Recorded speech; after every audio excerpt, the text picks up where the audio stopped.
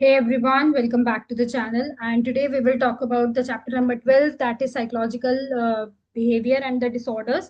और इसी में हम कुछ चीजें और डिस्कस करने वाले हैं that will be a part of this chapter. और इसमें भी हम इसकी हिस्ट्री को आज हम इसका मेन फोकस पॉइंट बनाएंगे, ठीक है। तो आइए इसको इस चैप्टर को स्टार्ट करते हैं। तो पहला है आपका हिस्टोरिकल बैकग्राउंड के कंटेक्स्ट में, जिसमें आता है आपका एबनॉर्मल बिहेवियर। देखो, एबनॉर्मल बिहेवियर का मतलब क्या है कि लोग बिहेवियर को सुपर नेचुरल कॉजेज से एक्सप्लेन करते थे। एग्जाम्पल बताती हूँ मैं आपको, जैसे कि किसी को मेंटल इलनेस हो जाए, है ना, तो समझते थे कि वो उस पर तो एविल स्पिरिट्स आ गई है, बुरी आत्मा का असर है। तो अब लोग ट्रीटमेंट कैसे करते थे? एग्जॉर्सिज्म कर दिया, मतलब भूत भगाने की एक प्रोसेस कर दी। नहीं, ज्यादा ज्यादा क्या किया, सर में होल करना ताकि बुरी आत्मा बाहर निकल जाए। प्रेयर्स और रिचुअल्स करने सो दैट कि उसका जो बुरा माइंडसेट है वो ठीक हो जाए। ये लोगों का पर्सपेक्टिव था, ठीक है। दूसरी बात, अगर मैं सुपर नेचुरल अप्रोच की बात करूँ ना, अभी मैंने बताया सुपर नेचुरल अप्रोच का मतलब क्या है कि लोगों को लगता था कि भाई मेंटल इलनेस का मतलब है कि उसके ऊपर कोई आत्मा आ गई है, इविल स्पिरिट्स आ गए हैं, किसी ने कुछ कर दिया है। तो these are part of the abnormal behaviour and the supernatural approach, ठीक है। दूसरी बात, अच्छा, इसमें एक ना मेडिसिन का नाम बड़ा फेमस है, मैं बताती हूँ आपको। देर इज अ शामान, ओजा मेडिसिन मैन। इसमें वो पर्सन बिलीव करता था कि भाई उसका कांटेक्ट है किसके साथ? सुपर नेचुरल एक्ट के साथ, ठीक है। शामान एक हीलर या प्रीस्ट लाइक फिगर बोल सकते हो, ठीक है, जो एशियन ट्राइब्स में ना कम्युनिटीज में एबनॉर्मल बिहेवियर को ट्रीट करते थे। तो मेंटल इलनेस का रीजन होता है कि भाई बुरी आत्मा आ गई है, सुपर नेचुरल पावर है, ये वो सारी चीजों को मानते थे वो लोग। तो इसमें क्या करते थे शमान? अपनी बॉडी और माइंड को ना स्पिरिचुअल स्टेट में लेके जाते थे। चैंटिंग करना, ड्रमिंग करना और स्पिरिचुअल सॉन्ग्स का इस्तेमाल करके एक हर्बल मेडिसिन लाइक द जड़ी बूटियां और द नेचुरल प्लांट्स, उसको एग्जॉर्सिज्म करके बुरी आत्मा को निकालना। तो ओजा मेडिसिन क्या था? वो इंडिया में था। तो वो ट्रेडिशनल हीलर होता है एक।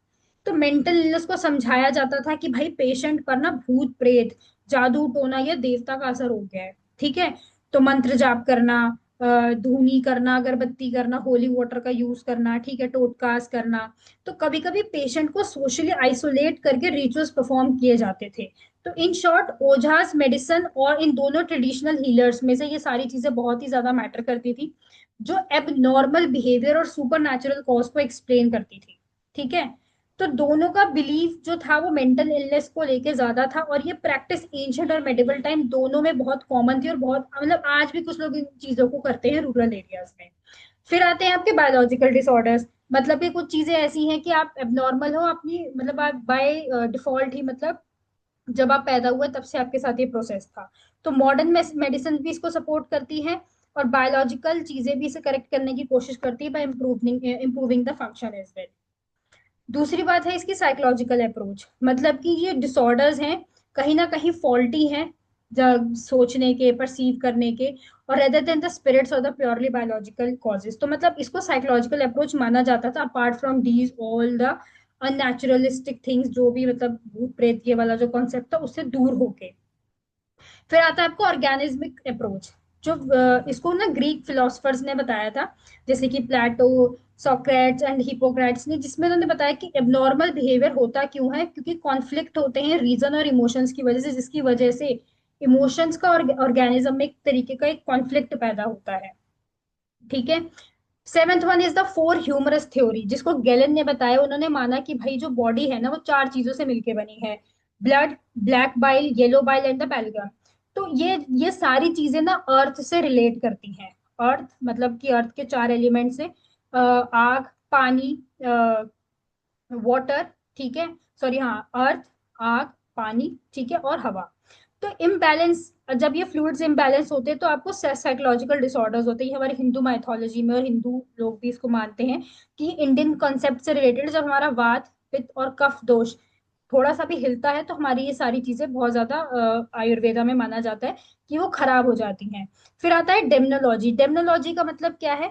मेडिवल लोग बिलीव करते थे कि मेंटल डिसऑर्डर होते हैं पोजेशन से, मतलब कि डेमन्स के पोजेशन से, या कोई डेविल्स की, मतलब किसी ने कोई बुरी नजर लगा दी है ना। वहीं अगर मैं बात करूं आपसे साइकोडायनेमिक रूट्स के बारे में, that is S T Augustine. Middle age के टाइम पे उन्होंने बताया, उन्होंने लिखा था कि जो फीलिंग्स हैं, उन्होंने फीलिंग्स के बारे में लिखा, मेंटल एंग्विश के बारे में लिखा और कॉन्फ्लिक्ट के बारे में लिखा। लेटर इसको इन्फ्लुएंस किया गया था मॉडर्न साइकोडायनेमिक थ्योरी में, एक एबनॉर्मल बिहेवियर की भाई इंसान का एबनॉर्मल बिहेवियर कैसा होता है, उसकी फीलिंग, उसका मेंटल एंग्विश, इन सब चीजों पर डिपेंड करता है। वही लास्ट में आता है ह्यूमनिज्म, ठीक है, दैट इज रेनेसेंस पीरियड, जहां पे मूवमेंट एम्फेसाइज करता है ह्यूमन डिग्निटी को, क्यूरोसिटी को, रैशनैलिटी को। तो जॉन वेयर के हिसाब से उन्होंने बताया था कि जो ये विचेज है ना, they are the mentally ill, और उनको मेडिकल ट्रीटमेंट की जरूरत रहती है रेदर देन पनिशमेंट। कि बताया कि भाई थोड़ा इंसान के बारे में भी सोचो, उसको सच में कोई ना कोई प्रॉब्लम है तभी वो ये सारी चीजें कर रहा है। ठीक है। दूसरी बात, age age reason and the enlightenment. 17 और 18 सेंचुरी में ना साइंटिफिक मेथड को यूज किया जाता था, ठीक है, बिहेवियर को समझने के लिए, instant of faith and dogma. कि इसका मानना यह था कि भाई उसका मतलब वो सच में बीमार है, उसका थोड़ा सा हमें ट्रीटमेंट करना चाहिए, वो मेंटली इल है। तो मूवमेंट आया, रिफॉर्म किया गया, बेटर ट्रीटमेंट, मतलब लोगों को थोड़ा सा ठीक करने के लिए। वहीं जब रिफॉर्म मूवमेंट आया तो 18 सेंचुरी में जो मूवमेंट था वो प्रमोट करता था कंपैशन को, साइंटिफिक एटीट्यूड को और ह्यूमन केयर को, कि भाई जो लोग बीमार हैं उनकी हमें हेल्प करनी है। जिसमें आपके जाइलम्स बनाए गए यूरोप और अमेरिका जैसे देशों में, ठीक है, वहां पे जाइलम्स बनाए। 13 नंबर पे आता है आपका डी इंस्टीट्यूशनलाइजेशन, जहाँ पे स्ट्रैटेजी को रिफॉर्म किया गया। वहां पे इल पेशेंट्स को ठीक करने की कोशिश की और ट्रीट किया गया इस कम्युनिटी को, कि भाई इनको सारी जिंदगी असाइलम में बंद ना रखा जाए, इन इन पेशेंट्स को ठीक करके इनको कम्युनिटी में वापस भेजा जाए। Last one is your bio sociological social bio psycho social approach, जहाँ पे कंटेम्प्रेरी परस्पेक्टिव्स है कि भाई साइकोलॉजिकल डिसऑर्डर एक इंटरेक्शन है बायोलॉजिकल और साइकोलॉजिकल और सोशल फैक्टर्स का, जिनकी वजह से ये सारी चीजें होती हैं, that is bio psycho social approach. Okay. Next one is, हमारा नेक्स्ट टॉपिक है मेजर साइकोलॉजिकल डिसऑर्डर्स। हमने लास्ट क्लास में भी किया था, थोड़ा भी डिस्कस करते हैं। So basically when I talk about this, तो आप एक चीज याद रखेंगे कि इसमें इतनी इंपॉर्टेंट, ये इतनी इंपॉर्टेंट क्यों है। तो major psychological disorders are anxiety disorders. Okay. तो इसमें हमने कल गैट के बारे में पढ़ा था लास्ट क्लास में, जिसमें मैंने आपको बताया भी था कि जो साइकोलॉजिकल डिसऑर्डर्स हैं वो बहुत सारी चीजों पे निर्भर करते हैं, है ना। तो in the context of major psychological disorder, first is anxiety orders disorders, जहाँ पे इंसान को बहुत ज्यादा एक्सेसिव एंजाइटी हो रही है, वो बहुत ज्यादा परेशान है, वो डरा हुआ है बहुत सारे रीजन की वजह से, और इसके कुछ टाइप्स भी होते हैं। That is generalise anxiety disorder, ठीक है। मतलब कि एंजाइटी एक अनप्लेजेंट इमोशनल स्टेट है जिसमें एक्सेसिव फियर, वरी या टेंशन होती है।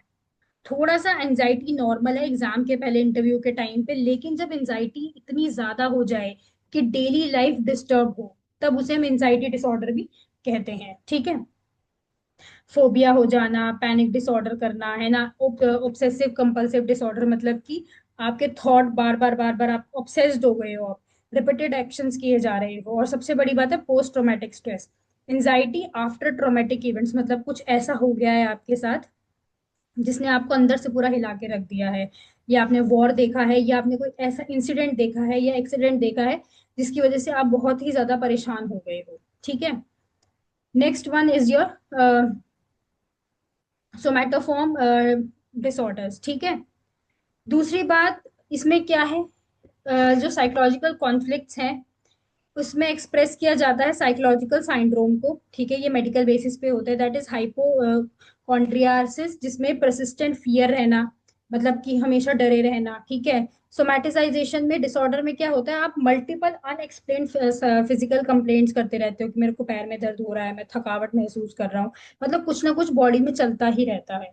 फिर कन्वर्जन डिसऑर्डर, मतलब कि आपकी मेमोरी चले जाना, बॉडी पैरालाइज हो जाना, अंधापन आ जाना, ब्लाइंडनेस हो जाना, मतलब बिना किसी बायोलॉजिकल कॉज के आपको ये सारी चीजें हो रही हैं, इसको हम कहते हैं सोमैटोफॉर्म डिसऑर्डर।